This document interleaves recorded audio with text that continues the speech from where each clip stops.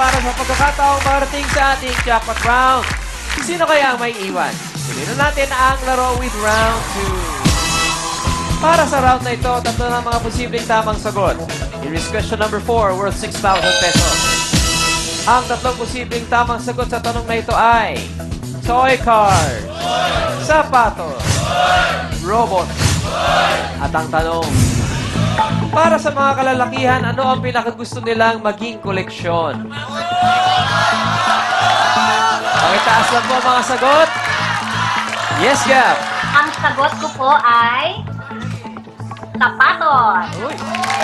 Bakit po sapatos?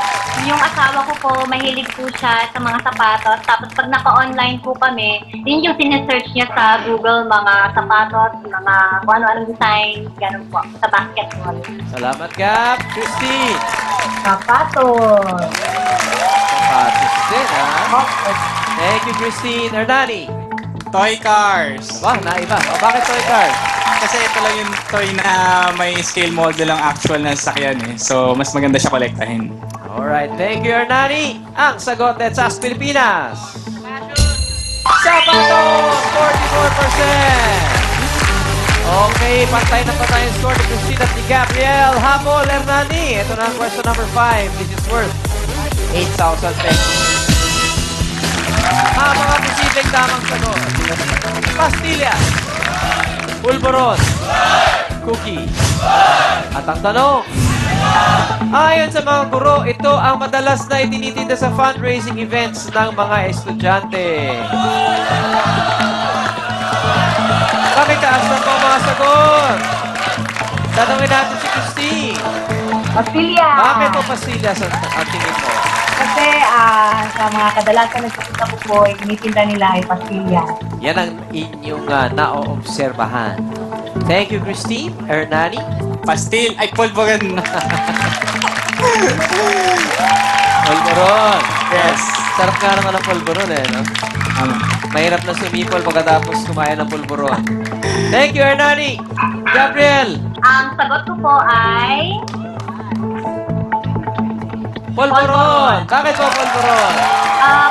palagay ko po mas madali pang gawin. Mas malakas kaya ang benta ng pulburon sa tingin mo? Siguro po, opo. Tsaka parang Pinoy na Pinoy ng pulburon. Opo. Alright, thank you, Gabriel. Ang sagot, sa Pilipinas. Pulburon is 43%. Tama si Gabriel at si Hernani. Nakunguna pa rin si Gabriel. Pangalawa na si Hernani. At ito na ang panghuling tanong for round 3. Question number 6, worth 10,000 pesos. Ang mga posibleng tamang sagot. 7, 4, 1. At ang tanong, chinika namin ng masa ilang beses kang mag-shampoo sa loob ng isang linggo. Pagkataas lang sagot, tanongin natin si Hernani. Yes, ang sagot ko ay 7. Bakit 7? Kasi dapat araw-araw kang naliligo sa isang araw. Tama. Sa loob ng linggo. Hindi ka pala matipid sa shampoo. Lagi ka Kumakate ang nagsashampoo. anit pag di nagsha-shampoo araw-araw. Pwede namang sabon lang. Nakakabalakubak yung Kuya Ogie. Oo nga, nakakabala. Alright, thank you, Hernani. Gab, 4. bakit 4? Dahil naririnig ko mula ng bata pa ako ay dapat every other day mag-shampoo para hindi makalito. Madaling makalito. Kasi malakas ang chemicals ng mga shampoo. Yun po yung sabi ng mga matatanda at mga nakakatanda. Thank you, Gabriel. Christine! Ang sagot ko po ay 4. 4 din. Bakit 4? Baka makalbo tayo pag araw-araw nag-shampoo. Kasi grabe yung chemical. Yan na may opinion lamang nila. Diba? Hindi naman nangangahulugan na yan. Alright. Ang sagot, Let's Ask Pilipinas. 7! 61%! Si Hernani lang ang mama. So, ibig sabihin po, si Hernani at si Gabriel ang pasok sa next round! Christine, I am so sorry. Pasensya na. Thank you. Nako, kiss ako sa'yo. Christine, God bless you. po. Alright, bang pa po kay Christine. Mga kapatid, kasama pa rin natin sina Gabriel at Christine. And after round 3, isa sa kanila ang magwawagi at makikita natin sa jackpot round. It's time to begin round 3. Para sa round na ito, 4 na posibleng tamang sagot. Here is question number 7 worth 12,000 pesos. Ang mga posibleng tamang sagot: Glee Club, Dance Crew, Student Paper, Cheering Squad. At ang tanong, ito ang school organization na pinaka-paboritong salihan ng high school student.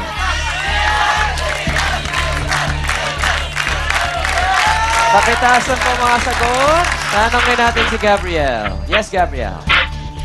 Ang sagot ko po ay Glee Club. Bakit po Glee Club? So, mahilig po kasi akong kumanta. Tapos, yung mga classmates ko at mga kilala ko nung high school ako, nag-uunahan makasali sa Glee Club sa mga ganyang klaseng organisasyon noon. Kaya, ito po ang pinili ko. Tama. Sadyang mahilig sa musika ang mga Pilipino. Hindi po ba? Diba? Parang lahat yata tayo kumakanta. Wala yata hindi Pilipino hindi kumakanta. Thank you, Gabriel. Ernani! Yes, ang sagot ko ay dance troupe. Oy, dancer yata si Ernani. Bakit dance troupe? Kasi napakadaming kabataan na mahilig magsayaw. At magaling magsayaw din ang mga Pilipino. So, dance So, talaga. yan. Lahat yata magaling tayo, no? No. Medyo. Tama. Puso! Alright. Ang sagot, let's ask Pilipinas. Dance group is 32%. 31% yung Glee Club. Magkalapit. Okay, medyo nangungusan na ni Hernani si Gabriel. Finally, here is question number 8 and this is worth 15,000 pesos. Ang mga posibleng tamang sagot. Hands. Feet. Lips. Eye. At ang tanong, baliw na baliw daw ang girls sa anong parte ng katawan ng basketball player?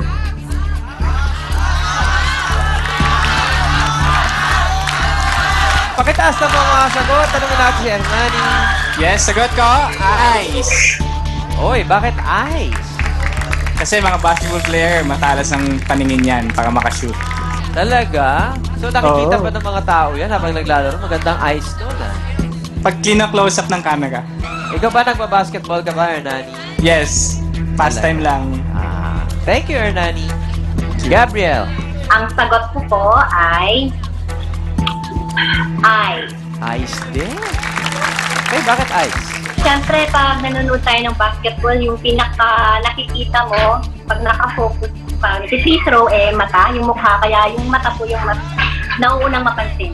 The eyes are the window of the soul of the basketball player. Okay, tingnan natin. Ang sagot, let's ask Pilipinas. Hands is 36%. Ang eyes ay 17% lamang. Ibig sabihin, mga kapatid, ang pasok sa jackpot round ay walang iba kundi si Hernani Cadiente! Gabriel, I am so sorry. Sorry, Gabriel. Sana nag-enjoy Okay lang po. ka. Ha? Thank you! Iniisip namin kayo, mga taga-Tacloban. Salamat po! Always praying for you. God bless you, Gabriel. Baka mo! Okay, mga kapatid. Gaano kalaki ang may uwi ng ating champion sa umagang ito? We will find out after the break. Magbabalikan. Let's